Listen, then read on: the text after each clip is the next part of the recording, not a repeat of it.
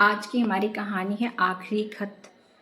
दिल्ली की भीड़ भरी गलियों में हर दिन हजारों चेहरे गुजरते हैं, लेकिन देव का चेहरा कुछ अलग था। वह शांत, सरल और सच्चे भावों वाला युवक था। उसकी आंखों में एक गहराई थी, जैसे कोई अधूरी कहानी वहाँ छुपी हो।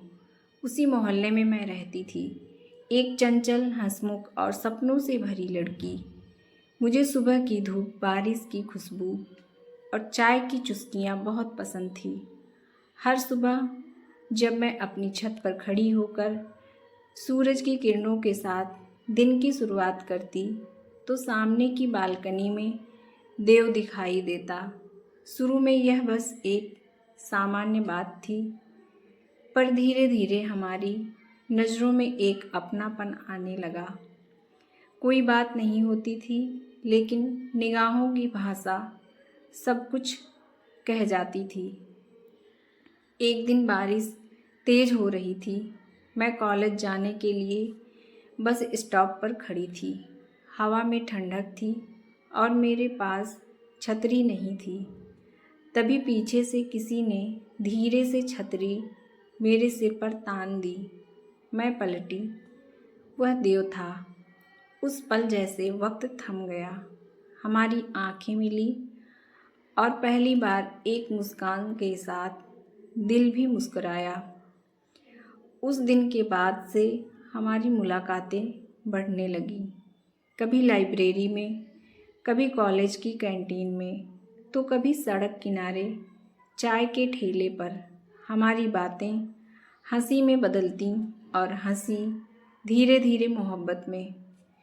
देव की सादगी और गहराई मुझे बहुत भाती थी और देव को मेरा बेफिक्र स्वभाव पसंद था।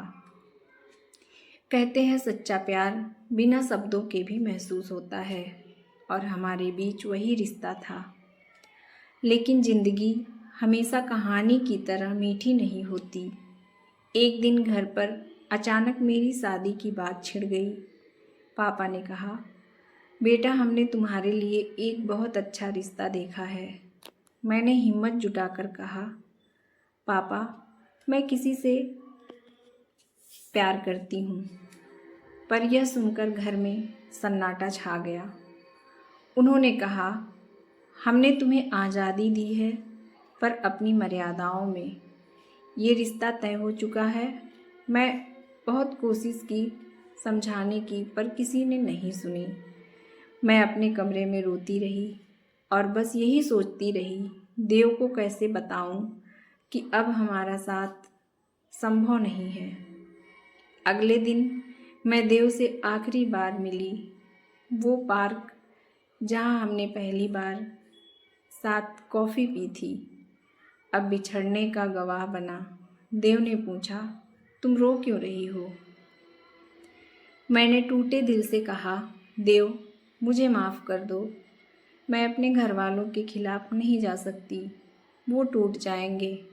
देव ने मेरी आंखों में देखा और बोला, प्यार तो वही सच्चा है जो किसी को दर्द दिए बिना निभाया जाए। मेरे हाथ कांप रहे थे। मैंने अपने पर्स से एक लिफाफा निकाला, एक आखिरी खत, और देव को देते हुए कहा, इसे तब पढ़ना जब मैं बहुत दूर चली जाऊं। वो खत मेरा आखिरी इजहार था, मेरी आखिरी मोहब्बत। उस रात देव ने वह खत पढ़ा। उसमें लिखा था, प्रिय देव, अगर कभी बारिश में भीगना तो समझ लेना मैं वहीं हूँ तुम्हारे पास। अगर कभी अकेलापन लगे तो मेरी हंसी याद कर लेना। शायद हम इस जन्म में साथ ना रह पाएंगे, लेकिन मैं तुम्हारे हर ख्वाब में रहूँगी। तुम्हारी मुस्कान मेरी ज़िंदगी की आखिरी ख्वाहिश है। सदा तुम्हारी, मैं। देव ने वह खत पढ़ा और आसमान की ओर देखा। उसकी आँखों से आंसू बह रहे थे, लेकिन होठों पर मुस्कान थी। उसने कहा, प्यार मिलना नहीं, महसूस होना चाहिए, और मैं तुम्हें हमेशा महसूस करूँगा। साल बीतते गए। देव ने खुद को अपने काम में डुबो दिया। अब वह एक सफल लेखक बन चुका था, लेकिन उसकी हर कहानी में मैं थी।